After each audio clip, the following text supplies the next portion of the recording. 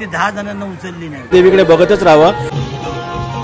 आलेल्या भाविकांच्या डोळ्यातले भाव हा उत्सवाचा गाभा आहे। नवसाला पावणारे नाकेला धावणारे। नमस्कार मित्रांनो, स्वागत आहे तुमचं आपल्या चॅनलमध्ये आणि मी तुमचा राहुल पाटील घेऊन आलो आहे तुमच्यासाठी एक नवीन व्लॉग। आज आहे नवरात्रोत्सवाचा 4था दिवस आणि या 4थ्या दिवशी आपण दर्शनासाठी निघालेलो आहे लालबाग परळ आणि काळा चौकीमधील देवींचं दर्शन घेण्यासाठी। म्हणजे कसं, लालबाग परळ आणि काळा चौकी म्हटलं तर आपल्या डोळ्यासमोर पहिला गणेशोत्सव येतो। ज्या गणेशोत्सवामध्ये आपण फिरतो, ज्या गणेश नगरीमध्ये आपण फिरतो, त्याच गणेश नगरीमध्ये आपण आज नवरात्रोत्सवासाठी फिरणार आहे। आणि ह्याची सुरुवात करायला मी पहिल्यांदा आलो आहे परळमध्ये। परळमध्ये येण्याचं खास कारण म्हणजे परळची देवी यावर्षी तिचं 75वं वर्ष आहे, म्हणजे अमृत महोत्सवी वर्ष आहे। ॲक्च्युली दरवर्षी मी आहे ना तिकडून सुरुवात करतो, म्हणजे चिंचपोकळीपासून दरवर्षी, म्हणजे या दिवशी जेव्हा फिरायचे असतात, या साईडचे फिरायचे असतात तेव्हा चिंचपोकळीवरनं सुरू करतो आणि परळला मी एंड करतो। पण यावर्षी इथे मला खास वाटलं म्हणून म्हटलं आपण परळवरनं सुरुवात करूया आणि चिंचपोकळीला संपूया। इथे जर तुम्हाला यायचं असेल परळच्या देवीला इथे सुरुवात करायची असेल तर इथे येण्याचं जवळचं स्टेशन म्हणजे सेंट्रल रेल्वेचं परेल आणि वेस्टर्न रेल्वेचं प्रभादेवी। तुम्ही या दोन्ही स्टेशनवरनं उतरून एक 10 ते 15 मिनिटाच्या वॉकिंग डिस्टन्सवरती या कामगार मैदानामध्ये येऊ शकता। इकडलं समोरचं लोकेशन म्हणजे केम हॉस्पिटलच्या बरोबर समोर आहे। या परळच्या देवीचं सर्वात खास म्हणजे हिचा चेहरा मला खूप आवडतो। म्हणजे मी कधी कुठेही आणि कसंही हिचा या देवीला मी ओळखू शकतो। तर चला या व्हिडिओच्या माध्यमातून जास्तीत जास्त माहिती त्याच्यामध्ये नक्की असेल तर चला कोणती वाट न पाहता आपण आपल्या आजच्या व्हिडिओला सुरुवात करूया। तर हे बघा, अमृत महोत्सवी वर्ष, परळची देवी, कामगार मैदान, परळ विभाग सार्वजनिक नवरोत्सव मंडळ आपले सहर्ष स्वागत करीत आहे। इथे आपण बघू शकतो कामगार मैदानमध्ये आपण आलो आहोत आणि इथे भव्य दिव्य आणि खूप सुंदर असं या ठिकाणी प्रवेशद्वार केलेलं आहे आणि या ठिकाणी आता आपण चाललो आहोत दर्शनाला। देवीच्या दर्शनासाठी आलेल्या सर्व भाविकांचं मंडळाच्या वतीने हार्दिक स्वागत स्वागत स्वागत। तर हे बघा, आता आपण आलो आहोत परळच्या देवीला।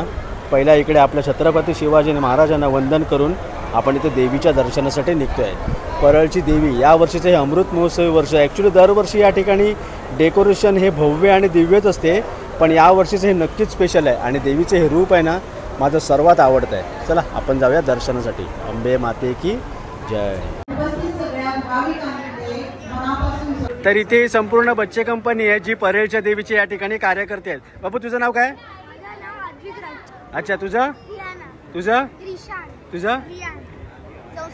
संस्कार। सगळे अभ्यास करतात ना? हा, बोला अंबे माते की।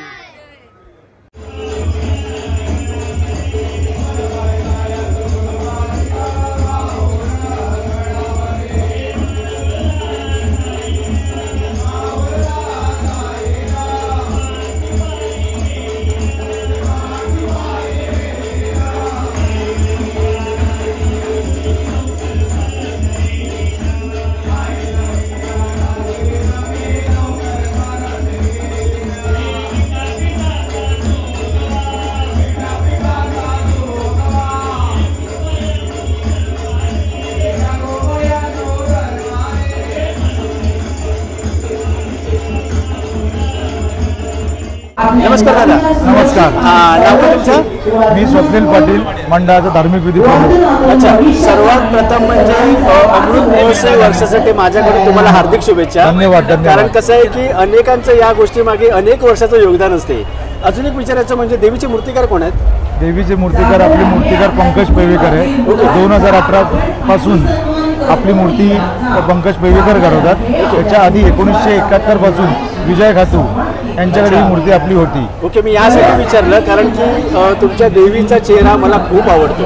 म्हणजे मी व्हिडिओच्या सुरुवातीला पण बोललो की मी हा चेहरा कधी कुठेही ओळखू शकतो। याच विषयात आमचा मंडळाचं एक असं छोटंसं ब्रीद वाक्य आहे, आलेल्या भाविकांच्या डोळ्यातले भाव हा उत्सवाचा गाभा आहे। त्यामुळे ते मूर्तीकडे बघून जे तुमच्या भाविकांकडे म्हणजे देवबान आपला हरवला पाहिजे अशा प्रकारची मूर्ती आहे। काय सांगाल तुम्ही तुमच्या अमृत महोत्सवी वर्षाबद्दल? अमृत महोत्सवी आमचं यावर्षी वर्ष आहे। आमच्याकडे मंडळात दरवर्षी धार्मिक विधीचं आयोजन केलंच जातं। यंदा अमृत महोत्सव असल्यामुळे आम्ही महिलांसाठी देवी राजोपचार पूजा जे उद्याच आमच्याकडे होणार आहे शुक्रवारी आणि रविवारी महिलांसाठी सहस्त्र कुंकुमार्चन सोहळा। आज गेली 27-28 वर्ष आम्ही तो साजरा करतो आणि महिलांचा पूर्ण मुंबईनं आम्हाला प्रतिसाद मिळतो।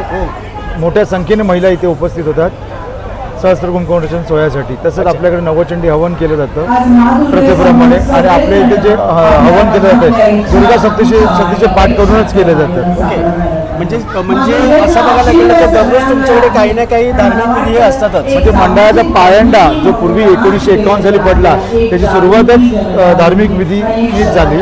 आता मंडळात त्याच्यात सांस्कृतिक किंवा आदिवासी पद्धतीने दिवाळी फराळ वाटप, साडी वाटप हे करतो.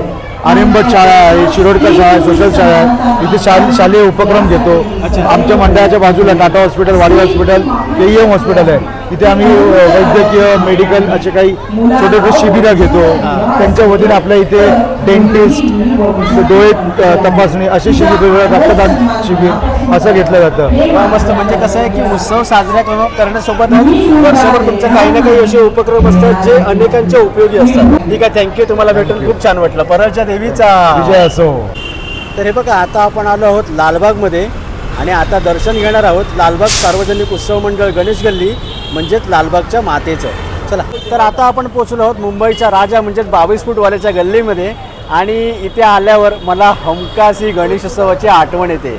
परळच्या देवीपासून निघालो. परळच्या देवीच्या इकडे एक सांगायचं तुम्हाला राहून गेलं की तिकडे काही गोष्टी आहेत ना, ते मला दरवर्षी ॲक्च्युली ते अट्रॅक्ट करतात. त्या गोष्टी म्हणजे त्या ठिकाणी ना कायम ना धार्मिक आणि सामाजिक उपक्रम हे कायम चालू असतात. दुसरी महत्त्वाची गोष्ट म्हणजे एखादी जेव्हा लेडीज किंवा जेंट्स कोणी जेव्हा ओटी भरायसाठी तिकडे जातो तेव्हा आपण कधी कधी बघा ऑफिसवरनं किंवा कुठूनही जातो तर आपण ताट वगैरे आपल्याकडे अवेलेबल नसते. तर त्या ठिकाणी मंडळातर्फे तशी ताटं त्या ठिकाणी ठेवलेली असतात. म्हणजे आपण नेलेली ओटी त्याच्यामध्ये ठेवायची, देवीला अर्पण करायची आणि आपण जो ताट घेतलेला आहे तिकडे पुन्हा ठेवून द्यायचे. म्हणजे सांगण्याचं काय की तिकडे ते ॲक्च्युली चांगलं आहे, कारण कसं प्रत्येकजण ताट वगैरे तेवढं फिरवत नाही बसत. तिसरी गोष्ट अशी की त्या ठिकाणी देवीच्या चरणापाशी आपल्याला जायला भेटते, पण चरणापाशी जाताना स्टेजवरती जाताना तिथे प्रत्येकाच्या अंगावरती गोमूत्र शिंपडलं जाते. म्हणजे कसं देवी एकदम कडक असते, त्याच्यामुळे हे पण तेवढंच महत्त्वाचं असते. कारण कसं बाहेर आपण कुठेही हात लावून वगैरे कसंही कुठून काही येतो, त्याच्यामुळे हे पण तेवढं महत्त्वाचं असतं. त्याच्यामुळे हे मला कामगार मैदानच्या इकडे सांगायला विसरलो मी, त्याच्यामुळे गणेश गल्लीच्या इकडे आलं मला लक्षात आलं म्हणून मी तुम्हाला सांगितलं. आता आपण जात आहोत लालबागच्या मातेचं दर्शन घेण्यासाठी आणि आपण अशा वेळेला निघालो आहे ना की भाई सगळीकडे आपल्याला आरती मिळते. या ठिकाणी पण गणेश गल्लीमध्ये या ठिकाणी आरती चालू आहे. इथे ओटीचं वगैरे साहित्य आहे. तुम्ही जर घरून ओटी वगैरे आणले नसाल तर या ठिकाणी तुम्ही खरेदी करू शकतात. इथे पण आहे सर्व पूजेचं साहित्य वगैरे. आता आपण जात आहोत दर्शनाला.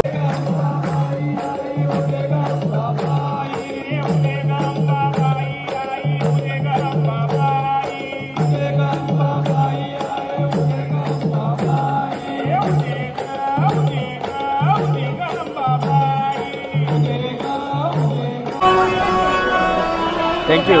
थँक्यू. नाव काय तुझं? आयुष. तुझं नाव काय? ओके, चल, थँक्यू. तर बघा, आता आपण पोहोचलो लालबागच्या मातेजवळ ज्या ठिकाणी गणेश गल्लीचा गणपती बसतो आणि खूप सुंदर असा देखावा या ठिकाणी दरवर्षी बघायला मिळतो आणि मातेची मूर्ती तर खूपच सुंदर असते.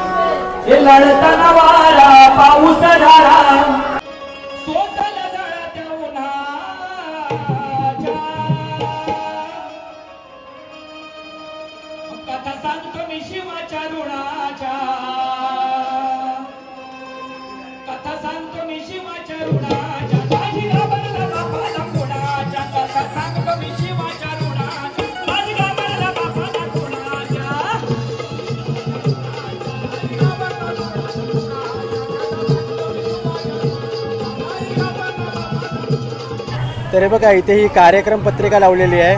म्हणजे देवीच्या या नवरात्रोत्सवामध्ये कोणते कोणते कार्यक्रम या लालबागच्या मातेजवळ असणार आहेत ते सर्व या ठिकाणी मेन्शन केलेलं आहे. तर आता आपण पोहोचलो आहोत रंगारी बदक चाळमध्ये म्हणजे श्री समर्थ हनुमान मंडळ यांच्या इकडे. इकडे याचं कारण म्हणजे रंगारी बदक चाळची दुर्गा माता. ॲक्च्युली या देवीची खासियत खूप काही सांगण्यासारखं आहे. म्हणजे या देवीचं आगमन होते पण या देवीचं विसर्जन होत नाही आणि हे ॲक्च्युली 71 वर्षापासून चालू आहे. तर आता आपण त्याच्या दर्शनासाठी चाललो आहे आणि माहिती देण्याचा माझा नक्कीच प्रयत्न असेल. दुर्गा माते की जय. तर इथे आपल्यासोबत आता रंगारी बदक चाळच्या दुर्गा मातेच्या या ठिकाणी कार्यकर्ते आहेत. काका, नाव का तुमचं? संतोषदाजी परब. अच्छा, इथे संतोष दादा आहे. संतोष दादाबद्दल सांगायचं म्हणजे 2 वर्षापूर्वी मी या ठिकाणी आलो होतो आणि तुम्ही या देवीबद्दल माहिती दिला होतात. मी तुम्हाला पुन्हा ते थोडक्यात विचारेन, कारण कसं आहे काही काही लोक असे पण असतील ज्यांनी तेव्हा ती व्हिडिओ पाहिली नसेल. तर या दुर्गा मातेबद्दल काय सांगाल तुम्ही? आमची ही रंगारी बदकाची दुर्गा माता, नवसाला पावणारी आणि हाकेला धावणारी अशी आमची दुर्गा माता. या मातेचं आम्ही 70व्या वर्षी 70 वर्ष अगोदर हा. जेव्हा आम्ही मूर्ती विसर्जनाला घेऊन जात असता ते मूर्ती 10 जणांना उचलली नाही. हा त्यावेळी त्या आमच्या एका कार्यकर्त्याच्या अंगात वारं आलं. ते वारं येऊन म्हटलं की मला इकडनं उठायचं नाही, मी इथेच राहणार आहे, माझं इथेच स्थापना करा. आणि त्यामुळे ती मूर्ती आम्हाला उचलता जमल्या नसल्यामुळे हा. मग ती स्थापना आम्ही इथेच ठेवली. ओके. अशी आमची नवसाला पावणारी हाकायला धावणारी रंगारी पद्धत दुर्गा माता आहे. हा म्हणजे हिचं दरवर्षी आगमन होते ना. आगमन होतं मग. म्हणजे नवरात्राच्या अगोदर तुम्ही या ठिकाणावरून देवी नेतात ती म्हणजे रंगकाम वगैरे याच्यासाठी. रंगरूप ओके. आणि विसर्जन हिचं होत नाही. होत नाही. ओके. मातीची मूर्ती आहे ना पूर्ण. मातीची मूर्ती आहे पूर्ण. आमची मूर्ती पूर्ण राम सारंग यांनी बनवलेली आहे. राम सारंग म्हणजे तुमचे गणपतीचे मूर्तिकार ना. कैलासवासी राम सारंग यांनी बनवलेली राष्ट्रपती पुरस्कार विजेते मूर्तिकार आहेत. ओके. ते आमच्या गणेशोत्सव मंडळाचे मूर्तिकार आहेत. हा. त्यावेळी त्यांनी मूर्ती घडवली होती. ओके. आणि त्या तुमच्या गणपतीवरनं आठवलं की तुमचा गेल्या वर्षीचा गणपती आहे ना मूर्ती, ती मी कधीच नाही विसरू शकत. एकदम सुंदर. हा यावर्षी सुंदर होती पण गेल्या वर्षीची आहे ना ती जबरदस्त मूर्ती होती. ठीक आहे चालेल, थँक्यू. खूप छान माहिती दिलात. मी जातो होतो देवीच्या दर्शनासाठी. अंबे माते की.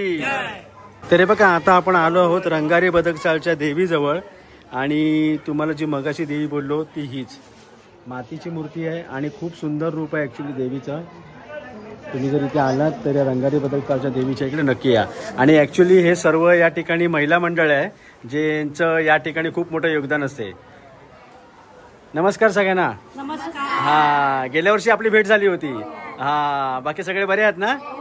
आणि ॲक्च्युली तुमचं सगळ्यांचं हे डेकोरेशन आहे ते सर्व मंडळाचे सर्व करतात ना. हा हा. आणि देवी तरी किती दिवस हा उत्सव असतो. दसऱ्यापर्यंत. अच्छा. देवी कायमची या ठिकाणीच असते पण नवरात्रोत्सवाच्या याच्यामध्ये म्हणजे नवरात्रोत्सवच्या व्यतिरिक्त जर कोणाला यायचं असेल दर्शनाला इथे येऊ शकतात. ओके वा मस्त. म्हणजे जर तुम्ही ॲक्च्युली या देवीचं तुम्ही वर्षभर दर्शन घेऊ शकतात. तुम्ही जर लालबाग परळमध्ये किंवा काळा चौकीमध्ये वगैरे जर तुम्ही आलात आणि तुमचं जर मन झालं देवीचं दर्शन घेण्यासाठी तर या दुर्गा मातेच्या इकडे तुम्ही नक्की भेट द्या. हा नवसाची देवी आहे. हा बोलले ते काका बोलले परब काका ना बाहेर. हा ठीक आहे चालेल. दुर्गा माते की. तर आता आपण आलो चिंचपोकळीच्या चिंतामणीच्या गल्लीमध्ये चिंचपोकळीच्या आई भवानीच्या दर्शनासाठी. ॲक्च्युली कसं आहे की गणेशोत्सव आणि नवरात्रोत्सव असे दोन्ही पण साजरे करणारे मंडळं ही खूप क्वचित असतात. कारण कसं गणपती आणि नवरात्र दोन्ही पण लागोपाठ असतात पण हे दोन्ही पण ज्या ठिकाणी असतात ते मंडळ हे नक्कीच मोठे असतात. आणि त्याच्यामध्ये आतापर्यंत आपण बघितले ते म्हणजे गणेश गल्ली आणि आता आपण बघणार ते चिंचपोकळीचा चिंतामणी आणि रंगारी बदक चाळपण. तर आता आपण चिंचपोकळीच्या आई भवानीच्या इकडे चाललेलो. जसं चिंचपोकळीचा चिंतामणीचा चेहरा हा जगप्रसिद्ध आहे तसं चिंचपोकळीच्या आई भवानीचा चेहरा सुद्धा मला खूप आवडतो. म्हणजे ही देवी आहे ती जणूकार म्हणजे प्रकट आपल्या समोरच झाली असं काही आपल्याला जाणवते. म्हणजे आपल्यासमोरच देवी बसलेली आहे असं तुम्हाला आता दर्शन घेताना नक्की जाणवेल. तर आता आपण जात आहोत चिंचपोकळीच्या आई भवानीच्या दर्शनासाठी. तर हे बघा आता आपण पोहोचलो आहोत चिंचपोकळीच्या आई भवानीच्या दर्शनासाठी आणि याच मंडपामध्ये चिंचपोकळीचा चिंतामणी विराजमान झालेला असतो गणेशोत्सवामध्ये. इथे बघू शकतो इथे आपण सर्व नृत्य वगैरे या ठिकाणी चालू आहे. चिंचपोकळीची आई भवानी समोर मस्त एकदम दिमाखामध्ये एकदम भव्य अशा देखावामध्ये बसलेली आहे. मला वाटतं की हा तुळजाभवानीचा गाभारा दिसतोय आणि चिंचपोकळीच्या चिंतामणीच्या आईचं आपण रूप बघू शकतो. खूप छान वाटते. असं वाटतं की देवीकडे बघतच राहावं. आणि चिंचपोकळीच्या चिंतामणीची यावर्षी आई भवानीची देवी आहे ती सिंहावरती बसलेली आहे. खूप सुंदर वाटते आणि तुम्ही जर या ठिकाणी आलात तर देवीच्या चरणापाशी तुम्ही जाऊ शकतात. खूप मस्त वाटेल तुम्हाला इकडे देवीचं दर्शन घेऊन. चला आता आपण या ठिकाणी निघतोय. चिंचपोकळीच्या आई भवानीचा विजय असो.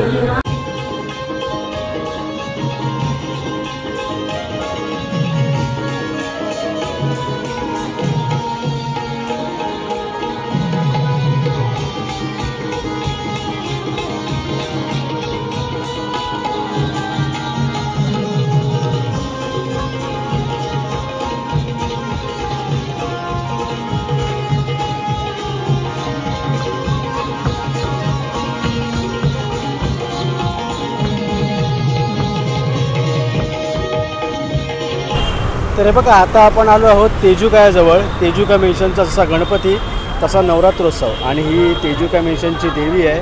ॲक्च्युली ही गणपती आणि देवी या ठिकाणी बसते पण कसं आहे सध्या सगळीकडे कन्स्ट्रक्शनचं काम चालू आहे त्याच्यामुळे देवी आणि गणपती बाहेरच्या साईडला बसवतात. आपण जाऊया आता या देवीच्या दर्शनासाठी. देवी मस्त सिंहासनावरती बसलेली आहे आणि खूप सुंदर असं तिचं रूप वाटतंय.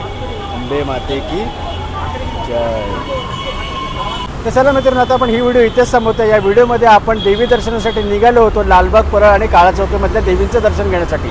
जसा गणेशोत्सव इथे साजरा होतो तसाच नवरात्रोत्सव साजरा होतो, पण गणेशोत्सवाची कंपॅरिझन नाही करू शकत. तर आपण पहिला भेट दिली होती ती परळच्या देवीला. परळच्या देवीचं यावर्षी 75 वर्ष होतं. खूप दिमाखात भव्य दिव्य स्वरूपामध्ये त्या ठिकाणी देवीची मूर्ती होती आणि देखावा पण. तुम्ही त्या परळच्या देवीला नक्की व्हिजिट करा. त्याच्यानंतर आपण गेलो ते म्हणजे गणेश गल्लीमध्ये, मुंबईच्या राजाच्या गल्लीमध्ये लालबागच्या मातेचं दर्शन घेण्यासाठी. ॲक्च्युली त्या ठिकाणी आरती वगैरे चालू होती. ॲक्च्युली आपण ज्या वेळेला आपण बाहेर पडलो म्हणजे एक 8-9च्या दरम्यानी सगळीकडे आपल्याला आरती भेटली. त्याच्यामुळे आपला त्या ठिकाणी थांबलो, जास्त वेळ गेला आणि त्याच्यामुळे मी ह्याच्यामध्ये कमी देव्या दाखवण्यात आले मला. तर मी ह्याच्यानंतर मी गेलो रंगारी बदकच्या देवीजवळ, नंतर चिंचपोकीच्या चिंतामणीचं म्हणजे चिंचपोकीच्या आई भवानीचं दर्शन घेण्यासाठी गेलो आणि नंतर आपण पोचलो तेजू कमिशनच्या देवीजवळ. तर अशा प्रकारे मी तुम्हाला देव्या दाखवल्या. घर बसल्या तुम्ही देव्यांचं दर्शन घेऊ शकता. तुम्हाला जर पॉसिबल असेल तर तुम्ही या प्रत्येक देवींच्या इकडे तुम्ही व्हिजिट करू शकतात. प्रत्येक देवीची गल्ली ही गणेशोत्सवासाठी फेमस आहे, त्याच्यामुळे तुम्हाला वेगळा ॲड्रेस सांगण्याची थोडी गरज नाही. तर जास्तीत जास्त माहिती देण्याच्यामध्ये मी नक्कीच प्रयत्न केला. आता हा व्लॉग मी इथेच संपवतो. हा व्लॉग कसा वाटतं नक्की कळवा. चॅनलवर सबस्क्राईब करायला विसरू नका. लवकर भेटू एका नवीन व्हिडिओमध्ये. तोपर्यंत बाय बाय.